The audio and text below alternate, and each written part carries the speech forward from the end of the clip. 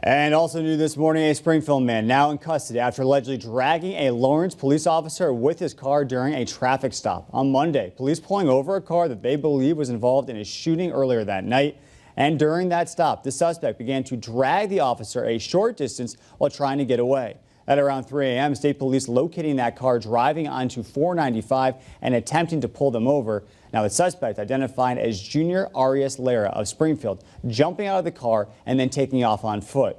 Two troopers located Arias Lara in a swamp, and after a struggle, they were able to take him into custody. Arias Lara now facing a number of charges.